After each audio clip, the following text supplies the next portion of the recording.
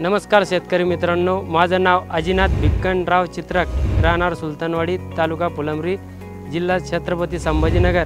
मी capsule हे वाण लावलेलं होतं न्यूजिडू कंपनीचं व त्याचे कंस एक समान मोठ्या आकाराचे व भरघोस उत्पन्न देणारं वाण आहे आणि दाणे पण कॅप्सूल सारखेच आहे। परत याचं मुरघासासाठी चारा पण परिपक्व होतो आणि मजबूत ताट आहे आणि दाण्याचा आकार सोनेरी असल्यामुळे बाजारभावही चांगला मिळतो।